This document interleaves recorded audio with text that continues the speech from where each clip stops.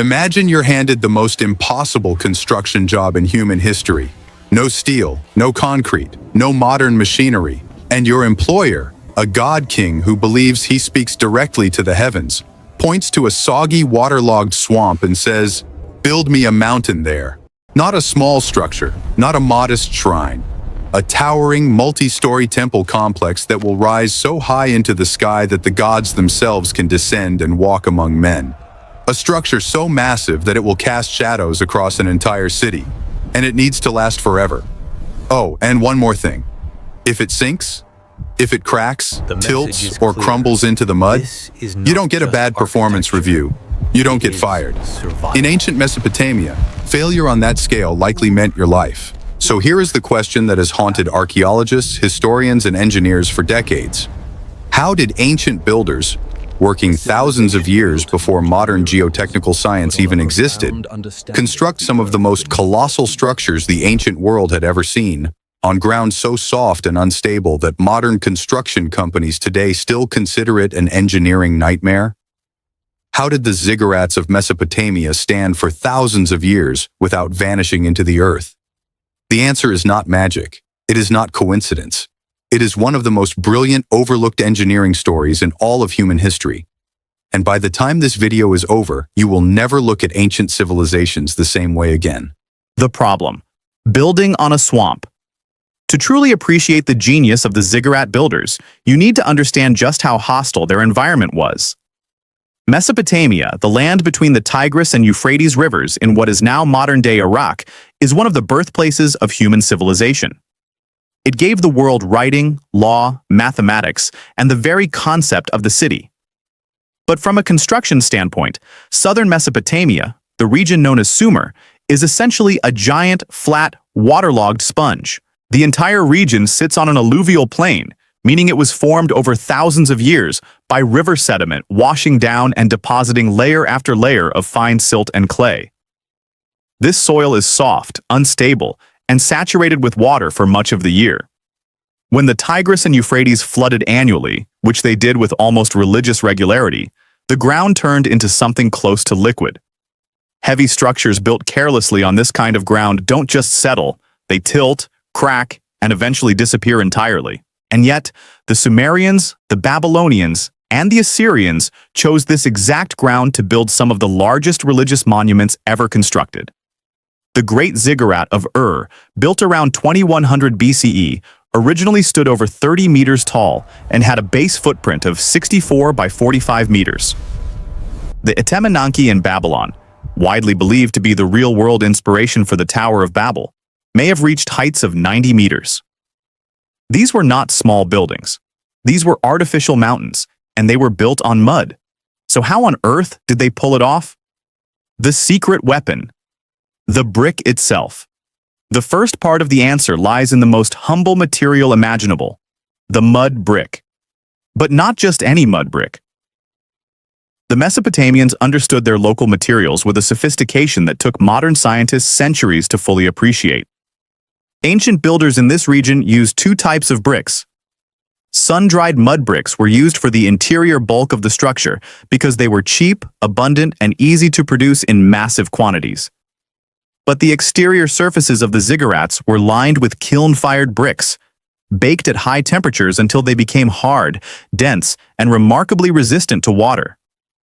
This exterior shell acted almost like a waterproof skin, protecting the softer interior from rain, flooding, and the constant moisture rising from the ground below.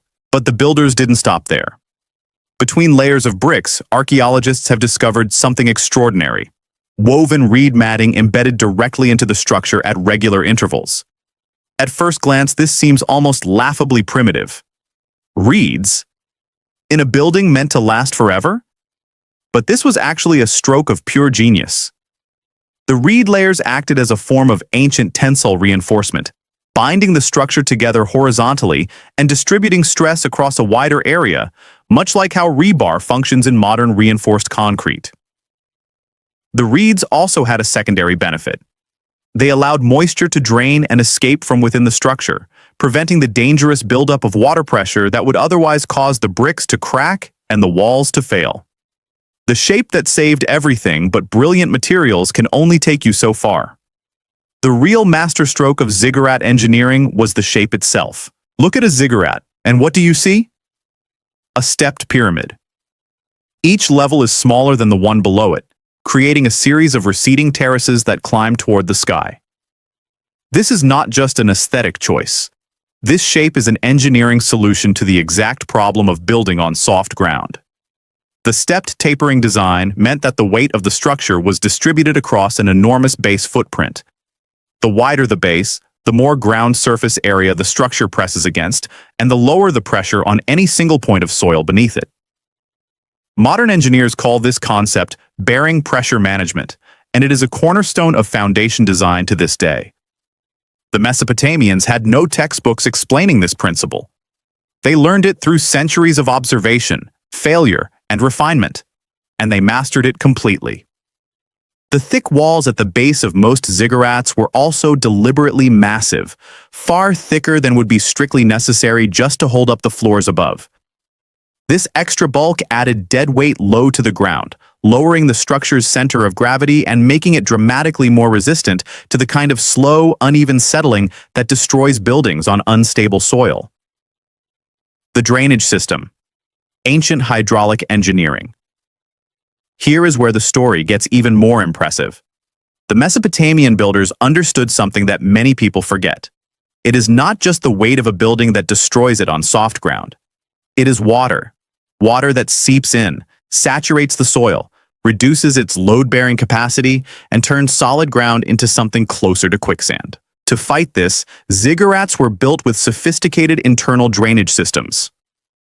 Archaeologists excavating the Great Ziggurat of Ur found evidence of carefully positioned holes and channels running through the baked brick exterior, designed to allow rainwater to drain away from the structure quickly rather than pool and soak inward. The terraced levels of the ziggurat also served as natural drainage stages. Water that landed on one level would run off the edges before it had a chance to penetrate deeply into the structure. The builders even accounted for the rising damp that naturally occurs when a massive structure sits on waterlogged ground.